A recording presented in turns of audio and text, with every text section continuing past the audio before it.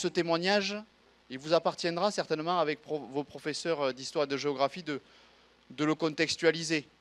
Quand on regarde un petit peu notre histoire, quand on regarde ce qui s'est passé, bien évidemment, en Allemagne, n'oublions jamais qu'Hitler est arrivé au pouvoir par la démocratie, qu'il a été élu par le peuple, et puis après, le Parlement allemand a accordé les pleins pouvoirs à Hitler. Donc voilà comment parfois on peut arriver à des horreurs tout en étant dans un pays démocratique. Donc ça, je crois que c'est aussi important de ne jamais oublier que la démocratie, c'est quelque chose de fragile. C'est quelque chose qu'il faut arriver à construire ensemble. Et demain, ce qui est important pour nous, c'est que vous soyez des citoyens clairement investis, que vous soyez bien évidemment conscients de votre rôle dans notre société pour ne plus revivre bien évidemment l'horreur des camps de concentration.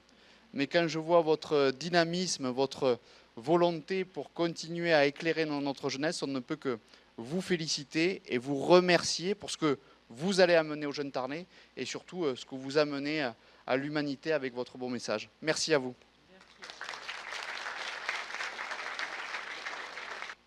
Mesdames et messieurs, les officiels, quelle belle personnalité nous avons aujourd'hui. Je suis très fière d'être parmi vous. Mesdames et messieurs les chefs d'établissement, mesdames et messieurs les enseignants, et bonjour les enfants, bonjour, je suis ravie de vous voir aussi nombreux, tous souriants, comme vous me faites plaisir. Ce dont je vais vous parler aujourd'hui, vous en connaissez tous le thème, c'est dans vos programmes d'histoire, vos enseignants en ont beaucoup parlé. Mais entendre une personne qui a vécu cette période vous apportera un petit plus. Et je me contenterai tout simplement de vous raconter mon parcours, celui de ma famille, durant ces années de guerre.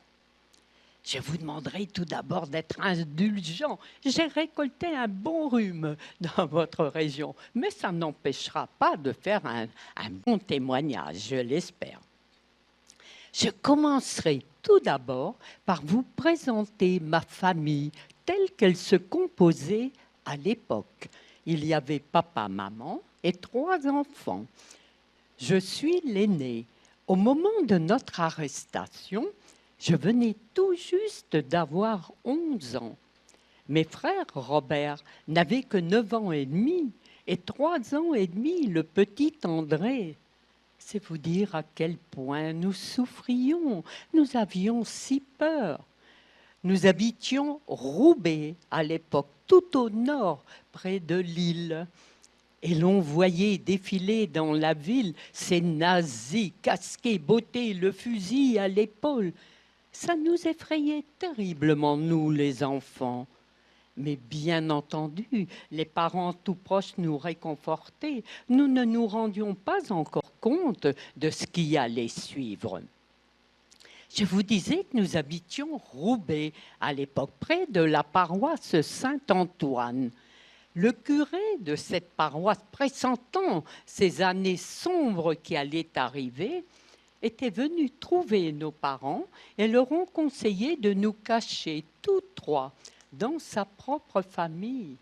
Vous vous rendez compte, les enfants, c'était un geste merveilleux. Vous savez, ces familles qui cachaient des Juifs risquaient d'être déportés à leur tour. C'était si courageux. Nous avons donc tous 3 été placés. J'étais chez le frère, la belle-sœur du curé. Ils avaient déjà 3 enfants à l'époque, mais m'ont accueilli comme l'une des leurs. Comme j'étais bien dans cette famille aimante. Mon frère Robert se trouvait chez les parents du curé, également très entouré, et le tout petit André chez la sœur, le beau-frère. Ces familles exceptionnelles nous donnaient de l'affection, nous y étions si bien. Cependant, nous ne rencontrions guère nos parents. Avec nos étoiles, nous étions repérables. Il ne fallait pas prendre de risques. Ça nous manquait quelque part. Et puis un jour, on ne sait pour quelle raison, nos parents se sont imaginés bien à tort qu'il n'y avait plus de risque, nous ont fait rentrer à la maison et très vite après, toute la famille a été arrêtée. À ce moment-là, on se posait la question, avons-nous été dénoncés? C'eût été fort possible. Il y avait des familles exceptionnelles qui prenaient des risques pour cacher des Juifs, mais il y en avait d'autres qui ne se gênaient guère pour les dénoncer afin de s'approprier de leurs biens, de leur habitation. Tout est possible en temps de guerre et jamais nous n'aurons l'explication à ce problème angoissant. Toujours est-il qu'étant recensés, il était bien simple de venir nous arrêter.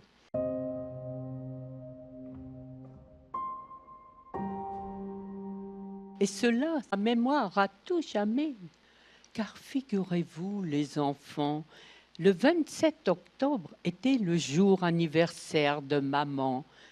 La veille au soir, nous, les enfants, avions préparé nos présents, fait de jolis dessins, préparé les récitations. Papa avait acheté un grand gâteau et des fleurs. Le lendemain allait être un grand jour pour nous. Et quelle ironie du sort! C'est cette nuit-là, à 3 heures du matin, que la Feldgendarmerie est arrivée chez nous avec fracas. On grimpait les escaliers, tambourinés aux portes. Nous nous sommes réveillés en sursaut, nous demandons ce qui se passait. Ces soldats nous suivaient partout, même au petit coin, l'on ne pouvait s'isoler.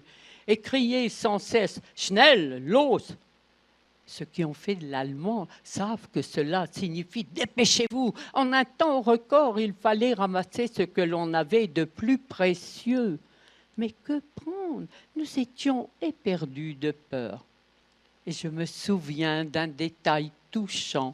Mon tout petit frère André avait un jouet qu'il affectionnait tout particulièrement. C'était un petit canard en bois sur roulette. Il a pris son jouet, l'a mis sous le bras, était prêt à suivre ces soldats qui nous poussèrent dans l'escalier. Mais il y a des souvenirs qui restent à tout jamais gravés dans ma mémoire. Au rez-de-chaussée de notre immeuble habitait un couple de personnes âgées que nous affectionnions tout particulièrement. Nous les considérions comme des seconds grands-parents. Lorsqu'on se voyait, on s'embrassait, on s'aimait réellement. Or, cette nuit-là, eux-mêmes avaient tant peur de ces soldats effrayants. Je vous assure, leurs yeux agrandis de terreur disaient clairement « Mais partez donc, partez donc !» Parce qu'ils savaient très bien qu'en nous éloignant, les soldats nous suivraient, partaient à leur tour. J'ai eu tant de peine cette nuit-là de constater qu'au fond, leur peur était plus grande que leur amour pour nous. Schnellos, l'on nous a poussés dans la rue où se trouvait un camion militaire bâché. Nous y avons grimpé et l'on nous a menés à la prison de Los, qui se trouvait près de Lille à l'époque. Là, aussitôt, nous avons été séparés de papa, qui est allé dans une cellule avec les hommes, maman et les 3 petits-enfants dans une autre cellule. Nous demandons, nous les enfants, mais pour quelle raison nous mettait-on en prison? Qu'avions-nous fait? Nous ne comprenions rien. Nous étions des enfants si sages, si obéissants. Nous ne comprenions pas encore pour quelle raison l'on nous mettait en prison. Nous n'y sommes restés que quelques jours. Puis l'on nous mena dans une autre prison, en Belgique, la prison Saint-Gilles à Bruxelles. Vous savez, les déportés du Nord et du Pas-de-Calais sont pratiquement tous passés par la Belgique. Nous sommes restés également que quelques jours dans cette seconde prison, puis l'on nous mena dans un grand camp de rassemblement, toujours en Belgique. Ce camp s'appelle Malines. Malines, en Belgique, est l'équivalent de Drancy en France. Dans ce camp, il y avait des SS allemands, bien entendu, mais également des SS flamands. L'un d'entre eux, nous l'avions surnommé à juste titre Pferdekopf. En allemand, Pferd signifie cheval, Kopf, tête. C'était si bien trouvé. Il avait une figure chevaline, était particulièrement cruel, distribuait les coups de fouet avec générosité. Nous, les enfants, nous nous arrangions toujours pour être hors de portée de sa vue. À l'époque, les nazis étaient à cheval sur l'ordre, la propreté. Mais pour nous, les petits-enfants, ça ne signifiait pas grand-chose encore. On se demandait avec angoisse ce que l'on allait faire de nous, où allait-on nous envoyer.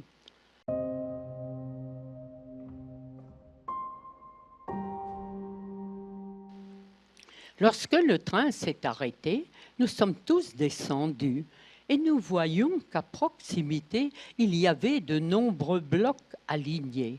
Mais aussitôt les SS apparurent, toujours accompagnés de leurs chiens terrifiants. Schnellos, ils nous poussèrent jusqu'au Washraum. Le Washraum est l'endroit où nous avons subi une douche rapide. Aussitôt après, nous avons tous été rasés. Nous étions méconnaissables, avec nos têtes rasées, notre peur au ventre. Et surtout, l'on nous a distribué nos numéros de matricule. Le mien était le 25 612. Ce matricule, il fallait le connaître par cœur, en français bien sûr, mais surtout en allemand. Parce que si l'on ne répondait pas à l'appel du nazi, l'on recevait des coups de fouet. On avait tout intérêt à retenir son matricule, qui est resté gravé en moi à tout jamais. Je n'étais plus que le 25.612.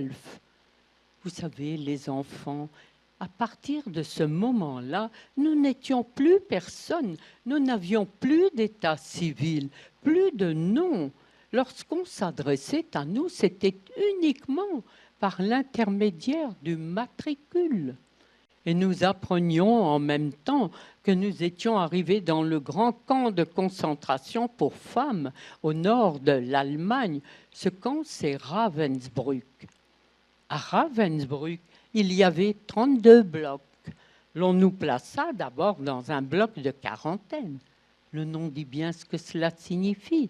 Pendant 40 jours, nous étions enfermés, ne voyant rien de ce qui se passait à l'extérieur, mais en entendant tous les bruits et ne sachant à quoi les attribuer, c'était d'autant plus angoissant. Au bout de ces 40 jours, l'on nous fit sortir du bloc et l'on nous promena de bloc en bloc, 2-3 jours par-ci, 2-3 jours par-là, pour enfin atterrir longuement au bloc 31. Dans ce bloc 31, il y avait des Françaises, des Belges, des Hollandaises, quelques autres nationalités et quelques familles avec petits-enfants. Pour que vous en ayez une idée précise, les enfants, je vais vous décrire un bloc dans un camp de concentration. Ils étaient tous semblables. Ces blocs étaient des grands bâtiments rectangulaires en bois. La responsable de tout le bloc se nommait Blokova. De chaque côté, il y avait une pièce énorme. La responsable en était la Stubova. En allemand, Stube signifie salle, chambre. Et dans chaque Stube, il y avait les fameux chalis que vraisemblablement vous avez tous vus, les jeunes, dans les documentaires. Au début, l'on couchait 2 par chalis, tête bêche, l'un à la tête, l'autre au pied du chalis. Par la suite, avec les nombreux arrivages, nous étions encore bien plus serrés sur ces étroites couchettes. Mais nous, arrivant assez tôt dans le camp, couchions dans le bas. Maman et mon tout petit frère André dans un chalit. J'étais dans le chalit d'à côté avec mon frère Robert. Au-dessus de nous couchait Martha Desrumaux. Bien entendu, les enfants, ce nom ne vous évoque rien, ça s'est passé il y a si longtemps. Mais sachez qu'à l'époque, Martha Desrumaux était une femme très connue. C'était une grande résistante, une grande communiste. Elle y couchait avec une autre communiste, Jeanne Tétart. Et au 3e étage du chalet couchait Geneviève de Gaulle, la nièce du général de Gaulle. Elle y était avec la vicomtesse Jacqueline d'Alincourt. Si je vous raconte tout cela, les enfants, c'est pour que vous vous rendiez bien compte que dans un camp de concentration, que l'on soit noble ou ouvrier, que l'on soit riche ou pauvre, on subissait tous le même sort, un sort très dur, très cruel. Là encore, pour que vous en ayez une idée très précise, je vais vous décrire une journée type dans un camp de concentration. La sirène retentissait à 3h30 du matin. Comme c'était tôt, nous nous réveillons, nous les enfants, les yeux encore embués de sommeil. Aussitôt après, tout le monde se précipitait au vacheron. Je vous disais tout à l'heure, le vacheron est l'endroit où l'on pouvait faire un brin de toilette rapide, dans un temps donné trop court. Mais il n'y avait pas suffisamment de points d'eau pour le grand nombre que nous étions, ce qui fait que chaque jour, c'était la bousculade dans ce vacheron. Pour éviter cela, maman nous réveillait au moins une demi-heure avant les autres, parce qu'elle tenait absolument à ce que nous fassions notre toilette. Jamais je n'oublierai sa leçon de dignité. Elle nous disait, les enfants, l'on nous a tout pris. Nous n'avons plus rien, même plus de nom. Cependant, il ne faut pas courber la tête. Redressons-nous, soyons dignes. Et pour être digne, il faut avoir l'air correct. Vouloir à tout prix faire sa toilette dans un camp de concentration, c'est déjà un acte de résistance. Puis, l'on nous distribuait un jus infâme. Ce n'était pas du café, bien entendu, c'était un ersatz. Parfois, il avait l'avantage d'être chaud. Nous recevions un quignon de pain noir allemand bien dur. Puis, tout le monde se précipitait à l'appel. L'appel était indispensable. Tous devaient s'y rendre. Et c'était si pénible. Des heures durant, nous devions rester debout, 5 par 5, sans bouger. Les SS passaient dans les rangs et nous comptaient. Mais bien qu'indispensables, pendant la nuit, certaines déportées étaient tombées tellement malades, n'avaient pas la force de se lever pour venir assister à l'appel. D'autres même parfois étaient déjà décédés, ce qui fait que le chiffre n'était jamais celui de la veille. Et tant qu'ils ne retrouvent l'explication à ce manque d'effectifs, nous devions rester des heures durant sans bouger. C'était atroce. Je revois encore certaines déportées, compris qu'elles le faisaient pour se donner un peu de couleur aux joues, parce qu'à l'issue de l'appel, les femmes trop mal en point étaient retirées des rangs, elles disparaissaient à tout jamais, elles partaient à la mort. Chaque jour après l'appel, ces femmes étaient triées pour l'Arbeit. Arbeit signifie travail. Toutes ces pauvres déportées étaient de la main-d'œuvre gratuite pour les nazis. Elles effectuaient des travaux très pénibles, des travaux d'hommes, qui consistaient par exemple en la réfection des routes, creuser des fosses, parfois travailler aux Scheisskolonnes, c'est-à-dire vider les fosses d'aisance. Les pauvres femmes affectées à cette tâche, lorsqu'elles rentraient le soir après l'Arbeit, l'on peut dire qu'on les sentait venir de loin. Chaque jour, bien entendu, maman était réquisitionnée pour l'Arbeit. Les journées sans maman étaient interminables. Nous avions peur de tout. Nous restions enfermés dans nos blocs. L'hiver surtout. Vous savez, à l'époque en Allemagne, les hivers étaient si rigoureux. La température pouvait descendre jusqu'à -10, -20, parfois même -30 degrés. Et nous n'avions rien pour nous protéger que nos pauvres haillons. Nous restions donc enfermés. Les journées n'en finissaient pas. Nous ne commencions à revivre, à respirer que le soir, au retour de maman de l'Arbeit. L'été, par contre, l'on voulait profiter d'un rayon de soleil. Nous nous hasardions hors du bloc, mais nous n'osions aller bien loin, car dans les allées du camp se promenaient constamment les SS, toujours accompagnés de leurs chiens terrifiants. Nous nous contentions donc de nous accroupir, le dos appuyé contre la paroi du bloc. Et nous ne jouions plus, nous n'étions plus des enfants comme les autres. Savez-vous en quoi consistaient nos distractions? Eh bien, c'était de tuer nos poux. Nous étions remplis de vermine. Plus on en tuait, plus il en renaissait. Et ces poux donnaient de graves maladies. La dysenterie, par exemple, la diarrhée, ce qui explique cette puanteur dans tous les camps de concentration. Les furoncles, ces affreux boutons sanguinolents, la tuberculose, bien d'autres maladies. Lorsqu'un déporté était très mal en point, on l'emmenait au révire. Le révire, c'était comme un dispensaire. Malheureusement, il n'y avait pas suffisamment de médicaments pour nous soigner. Mais au révire, l'on était dispensé de l'appel et c'était déjà énorme pour nous. Nous y sommes tous passés. Mon tout petit frère André avait un anthrax, une tumeur dans l'aine. Il fallait l'opérer. Nous l'avons mené au révire.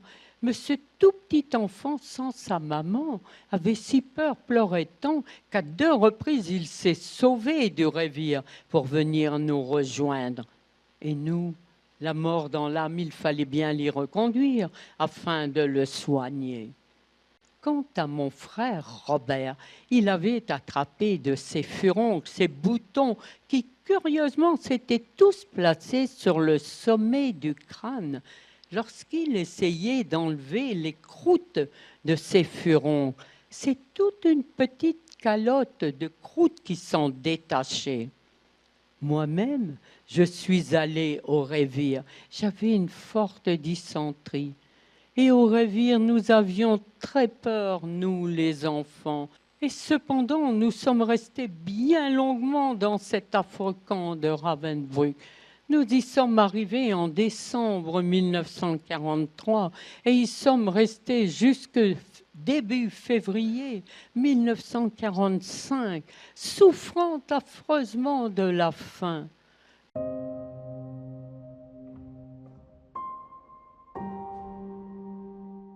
Nous sommes arrivés dans une gare où il y avait à nouveau des wagons à bestiaux. C'est de cette façon-là que voyageaient toujours les déportés, en wagon à bestiaux. Nous y avons grimpé aussi serré que pour Ravensbrück et à nouveau avons voyagé 2-3 jours. Lorsque le train s'est arrêté, nous sommes tous descendus et nous voyons qu'à proximité, il y avait des camions qui vraisemblablement nous étaient destinés. Mais auparavant, certaines déportées avaient été réquisitionnées pour vider les wagons de leur contenu. Malheureusement, maman fut de celle-là. Quelle n'était pas sa stupéfaction en grimpant dans le wagon de se rendre compte que ce qu'elle avait sous les doigts à tâtons dans la pénombre, eh bien, c'étaient les cadavres de ces nouveau-nés. Aucun n'avait survécu à ce voyage infâme. Il fallait donc ramasser les petits corps les entreposer dans des cartons prévus à cet effet. Ces cartons ensuite étaient hissés sur les camions. Nous étions bouleversés. Avec maman, nous nous sommes dit, là où l'on va nous mener à présent, ce sera vraisemblablement la fin du monde. Tant bien que mal, à bout de force, nous sommes arrivés dans un endroit qui nous paraissait encore plus sinistre que Ravensbrück. Il y avait à nouveau des blocs alignés, mais il y avait des cadavres partout qui jonchaient le sol. Il fallait les enjamber pour avancer. Un SS nous poussa dans un bloc où nous nous rendions vaguement compte qu'il y avait déjà des occupants. Et ce n'est qu'au petit matin qu'avec effroi nous constations que dans ce bloc, il n'y avait même plus de chalis. Nous couchions à même le sol, que parmi nous, il y avait de grands malades, il y avait des personnes décédées. Nous étions tous mélangés, vivants et morts et malades, dans une puanteur atroce. Il a fallu courir à l'appel, et là, nous apprenions que nous étions arrivés dans le terrible camp de concentration qu'on a appelé également le camp de la mort lente. Ce camp, c'est Bergen-Belsen. À Bergen-Belsen, il y avait une épidémie de typhus, ce qui expliquait tous ces cadavres sur le sol. Je revois encore aujourd'hui ces charrettes en bois munies de 4 montants. Entre chaque montant, il y avait un rideau de toile grise. Les déportés affectés à la tâche devaient ramasser les cadavres, les entreposer sur la charrette, qui, une fois remplie, prenait la route. Mais avec le vent, les toiles se soulevaient. L'on voyait ici pendre un bras, là une jambe, là un crâne. Vision dantesque. Ces charrettes allaient ensuite déverser leur macabre contenu dans d'énormes fosses qui avaient été creusées auparavant par les déportés. Les nazis aspergeaient les corps d'essence et y mettaient le feu. Et c'est cette odeur-là dont je vous parlais tout à l'heure, de tous ces corps qui brûlaient à ciel ouvert, que l'on sentait des kilomètres avant de pénétrer dans le camp. Vous savez, à partir de ce moment-là, on perdait courage. On se disait, dans ce camp, nous ne tiendrons pas longtemps. Nous mangions encore moins qu'à Ravensbrück, où déjà nous crevions de faim. Et surtout, au bout de quelque temps, nous constations que décidément, maman était étrange. Elle gisait sur le sol à côté de nous. Lorsqu'on lui parlait, elle ne nous répondait pas. Elle était si bizarre, nous ne comprenions rien. Cependant, un jour, la porte de notre bloc s'est ouverte. Nous avons vu entrer des soldats. C'étaient des soldats anglais qui, à notre insu, venaient de libérer le camp de Bergen-Belsen le 15 avril 1945. Je revois encore l'effroi dans les yeux de ces soldats. Ils ont fait quelques pas en arrière, n'osant s'approcher de nous. Ils étaient perdus, ne savaient que faire. Plus tard, lorsqu'ils ont repris leurs esprits, ils ont commencé par distribuer de la nourriture. Je revois encore les grands pains de campagne ronds, des tubes de lait concentré sucré, des boîtes de cornets de bif. Mais nous, à force de privation, nous n'avions même plus tellement faim. Et ces pains nous servaient d'oreillers. Nous n'avions aucune literie. Nous prenions donc ces pains comme oreillers. Ensuite, les Anglais se sont occupés des malades. Certes, il y avait fort à faire. Tout le monde était plus ou moins malade. Mais d'abord, les cas les plus graves. Mais c'est là que nous apprenions que maman avait contracté le coptyphus. Les malades atteints du coptyphus étaient pitoyables, gisaient lamentablement sur le sol, ne savaient plus qui ils étaient, où ils étaient. C'était un triste spectacle, ce qui expliquait son comportement étrange. Elle fut emmenée au Révire. Et pour nous, les 3 enfants sans maman, nous étions perdus. Plus rien n'avait d'importance à nos yeux. Cependant, les Anglais commencèrent le grand travail de rapatriement de ces déportés. Ce n'était pas chose aisée. Il y avait tant de nationalités différentes. L'on nous plaça par nationalité. Bien entendu, nous étions dans le groupe des Français. Un jour, un grand jour est arrivé, nous pouvions enfin quitter Bergen-Belsen. Mais auparavant, toute cette nourriture que l'on ne pouvait avaler, mais qui avait tant d'importance à nos yeux, avec mon frère Robert, nous avions trouvé de vieilles hardes, de vieux chiffons, y avions entassé la nourriture et confectionné un ballot. Le jour du départ, Robert prenait son ballot de nourriture sur l'épaule. Quant à moi, je devais porter mon petit frère André. Et le voyage du retour a duré longuement, les voies ferrées étant souvent bombardées. Et chaque soir, nous nous arrêtions dans des camps désaffectés pour manger un peu, pour nous reposer. Nous reprenions la route le lendemain matin. Un jour, nous sommes arrivés dans une gare où il y avait grande effervescence. Nous étions arrivés dans la gare de Bruxelles, en Belgique. Les familles nombreuses étaient venues attendre leurs déportés. Il y avait d'énormes tréteaux chargés de victuailles, la musique à tue-tête. Tout le monde était heureux. Nous 3, pas tellement dans notre coin. Nous nous sentions si seuls sans maman. Puis des camions nous ont menés à l'hôtel Lutetia. L'hôtel Lutetia avant-guerre était un hôtel luxueux, mais pendant la guerre, l'hôtel Lutetia a été réquisitionné par les nazis. Et après la guerre, la plupart des déportés, nous sommes passés par l'hôtel Lutetia. Je revois encore aujourd'hui notre arrivée ce jour-là. Les familles nombreuses étaient venues attendre leurs déportés avec la photo de leurs déportés agrandis qu'ils nous montraient, leurs noms écrits en grand pour voir si nous les connaissions. Et lorsque ces familles retrouvaient leurs déportés, c'étaient des scènes si touchantes. Ils s'embrassaient, pleuraient, riaient à la fois. C'était si beau.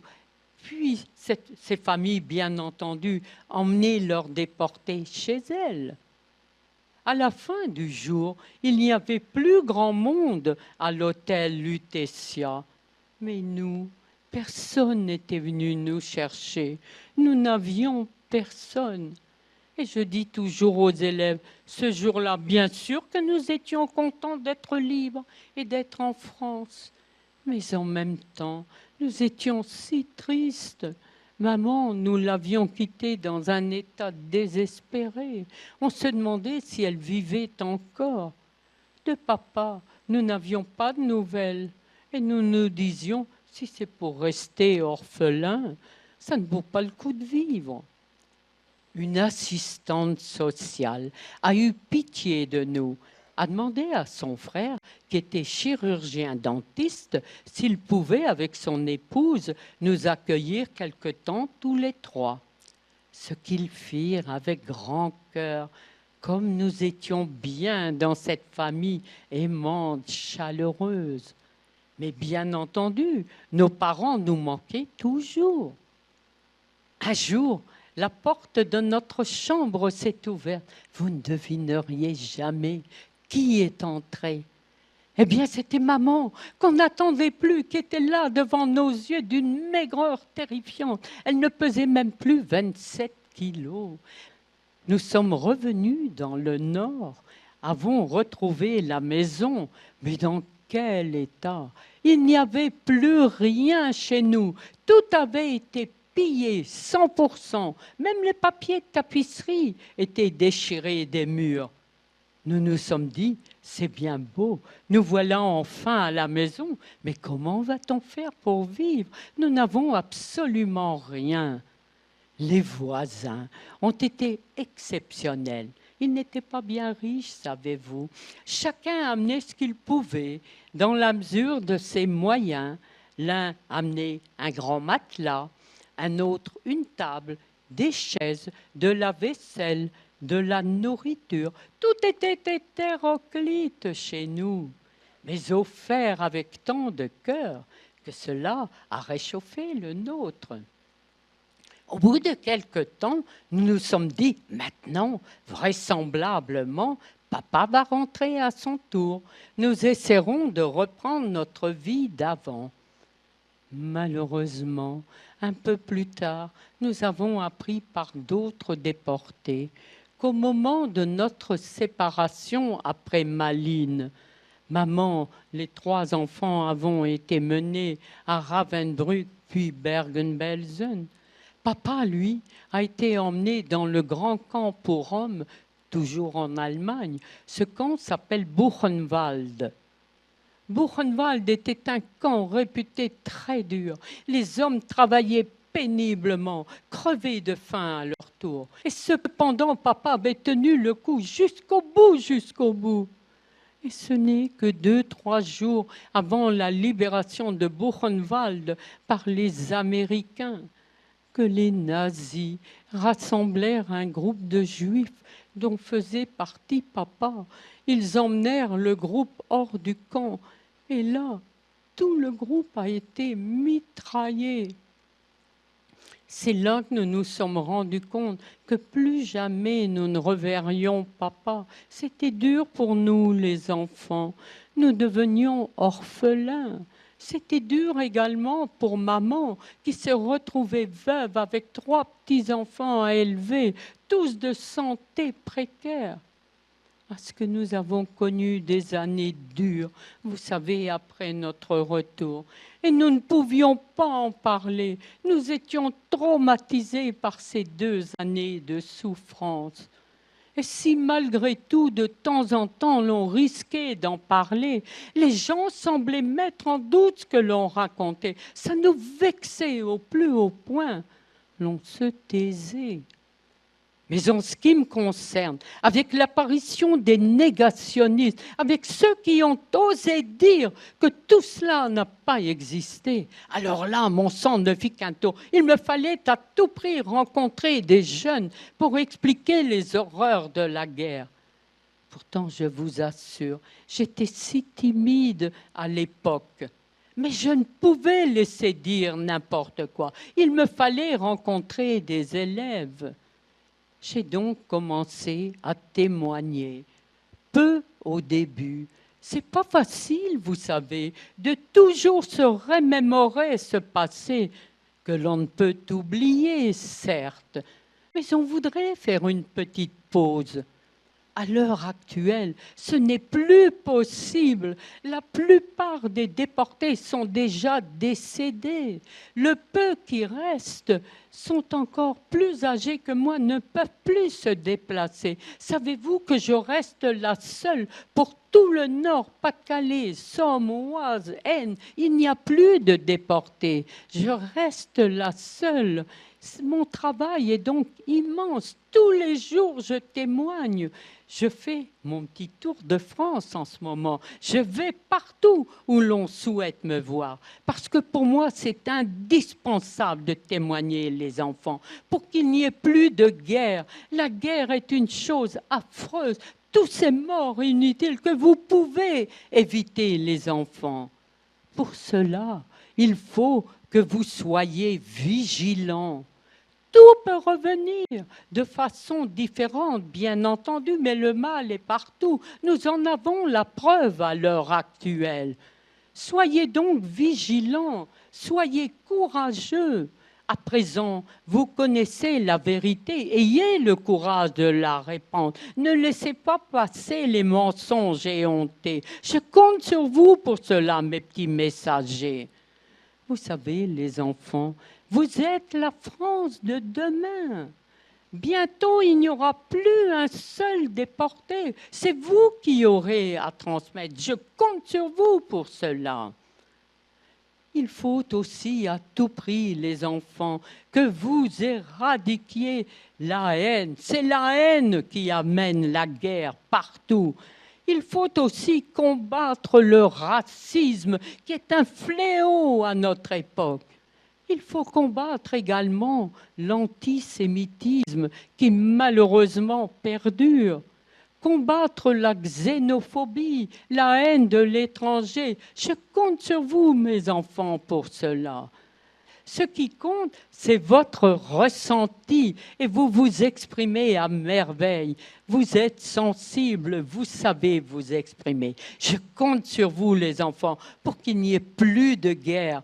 Voyez-vous, malgré mon âge, au fait, les enfants, vous avez une idée de mon âge? Je vous ai mis sur la voie. Je vous ai dit en 43, je venais d'avoir juste 11 ans. Quel âge ai-je aujourd'hui? Oui? Oui, et très vite, là, très bientôt, 93 ans. Donc, vous voyez, j'ai 93 ans, je ne suis plus très jeune, mais j'ai à cœur de témoigner sans fin pour qu'il n'y ait plus de guerre. Je rêve d'un monde de paix pour les jeunes. Un monde que je ne connaîtrai plus, et un jour que je ne verrai plus à mon âge, mais je le souhaite ardemment pour vous, mes petits messagers. Un monde de paix, ce sera si beau, grâce à vous tous. Voilà. Merci. Merci. Merci, messieurs, dames. Merci. Merci. Merci.